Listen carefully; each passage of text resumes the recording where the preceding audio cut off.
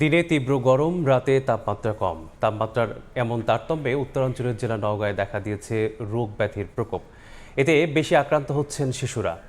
এ নিয়ে বিস্তারিত জানাতে সেখান থেকে সদর হাসপাতালে আছেন সহকর্মী এবার রকি, যুক্ত হব তার সাথে।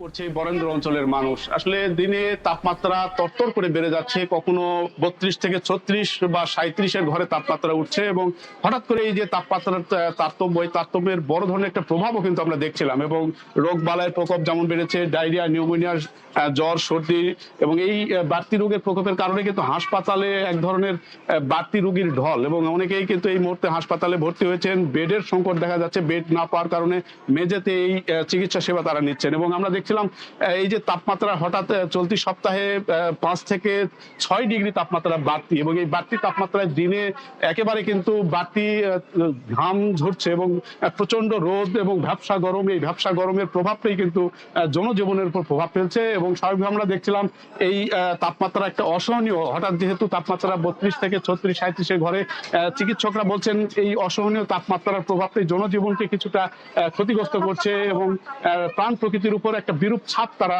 অনুভব করছেন এবং এক্ষেত্রে আসলে চিকিৎসকদের দিক থেকে যে বিষয়টি বলা হচ্ছে যে হঠাৎ এই তাপমাত্রা বাড়তির কারণে শিশুরাই বেশি আক্রান্ত হচ্ছে, শিশুরা ঘেমে যাচ্ছে এবং রাতে কিন্তু আবার তাপমাত্রা অনেকটা নিচে নেমে আসছে। রাতে তাপমাত্রা 28 থেকে 25-এর ঘরে নেমে আসা, এই বড় ধরনের এই যে ব্যবধান, এই ব্যবধানের জন্য আসলে চিকিৎসকরা বলছে যে এই ক্ষেত্রে একটা সচেতনতা বেশি দরকার এবং শিশু, বয়স্ক এবং শ্বাসকষ্ট রোগীদের প্রভাবটাই বেশি অনুভূত হচ্ছে এবং তাদের দিক থেকে হাসপাতালগুলোতে প্রত্যেকটি তৃণমূল থেকে শহরে বাড়তি এই যে রোগী, এই রোগীগুলো সামাল দিতে কিন্তু অনেকটাই বেগ পেতে হচ্ছে চিকিৎসক বা এখানকার যারা সেবিকা রয়েছেন। হাসপাতালে একদিকে এই জ্বর, সর্দি, নিউমোনিয়া, ডায়রিয়া রোগের প্রকোপ, অন্যদিকে কিন্তু হামের উপসর্গ নিয়ে অনেকে আসছেন এবং এই হামের উপসর্গ যাদের অনুভব করছেন আইসোলেশনে তাদের নেওয়া হচ্ছে।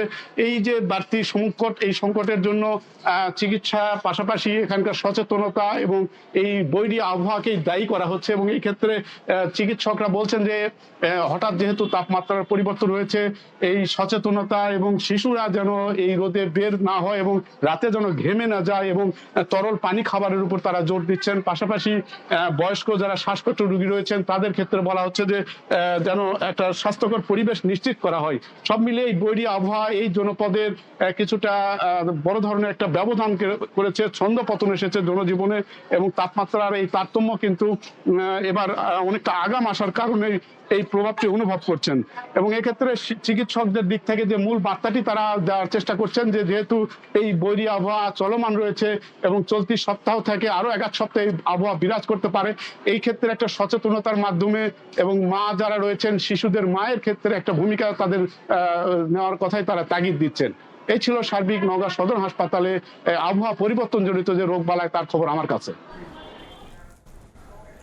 সহকর্মী এবার রকি যুক্ত ছিলেন নওগাঁ সদর হাসপাতাল থেকে।